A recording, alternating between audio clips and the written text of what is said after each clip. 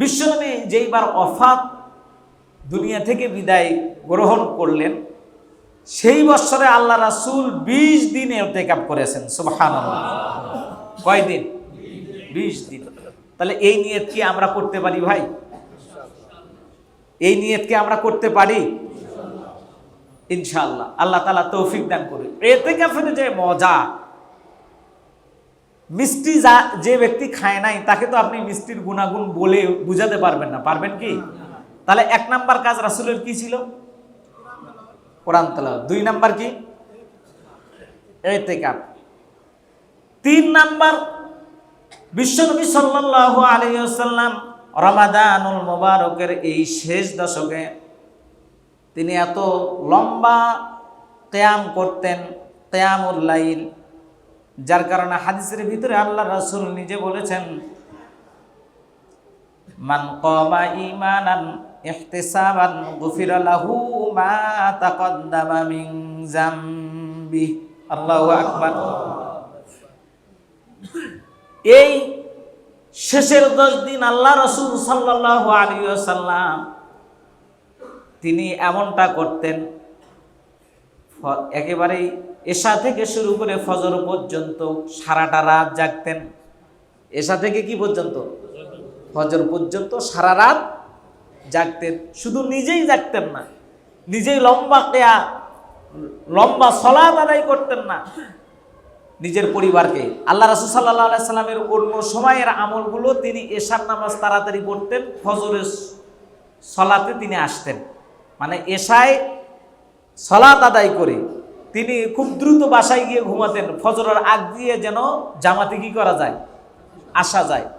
কিন্তু রমাদানুল মুবারকের এই শেষ দশকে বিশ্বনবী সাল্লাল্লাহু আলাইহি সাল্লাম তিনি সারা রাত ইবাদত করতেন।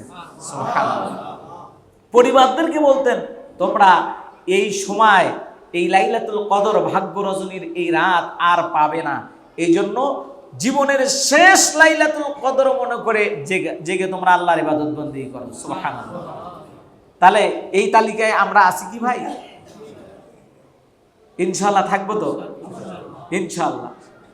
জীবন থেকে হায়াত চলে যাচ্ছে, সময় ফুরিয়ে যাচ্ছে। আমরা যদি এখনো ভুলের মধ্যে থাকি, তাহলে আমাদের চেয়ে হতভাগা আর আছে নাকি? হ্যাঁ, আমাদের চেয়ে কপাল পোড়া আর আছে নাকি? নাই। এই জন্য অত্যন্ত গুরুত্ব দিয়ে এই বিষয়গুলো, কোরআন তেলাওয়াত করা, 2 নাম্বার কি?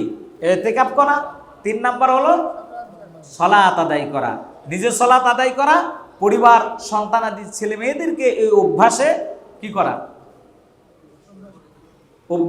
তাদের অভ্যাসে পরিণত করা।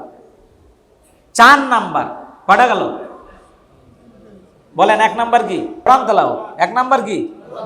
এই ওয়াজ শুদ্ধ হয়ে গেলে হবে না, এটা বাসায় যা প্র্যাকটিস করতে হবে। 1 নাম্বার কি? কোরআন নিজে পড়া, পরিবারকে পড়ানো, সন্তানাদি ছেলে মেয়েদের সাথে, স্ত্রীর সঙ্গে ধরাধরি করবেন, শিখাবেন। 2 নাম্বার হচ্ছে ইতিকাফ করা। কি করা? ইতিকাফ করা। 3 নাম্বার কি করা? সালাত আদায় করা, রাত জেগে। 4 নাম্বার, বিশ্বনবী সাল্লাল্লাহু আলাইহি সাল্লাম কি করতেন? বেশি করে দোয়া করতেন। বেশি করে কি করতেন? দোয়া করতেন।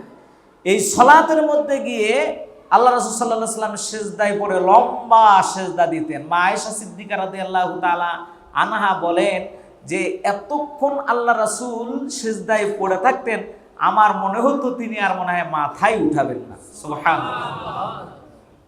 অথচ আমরা তো সুবহানা রাব্বিয়াল আলা নিয়ে ব্যস্ত, নাকি বলেন? আপনি সিজদায় পড়ে গিয়ে আপনার যত কথা আছে, আপনার অশান্তির কথা, শান্তির কথা, আপনার নিরাপত্তার কথা, সুখ দুঃখের কথা, সব কিছু আপনি বলেন আপনার রবকে। বলেন সুবহানাল্লাহ। কাকে বলতে হবে?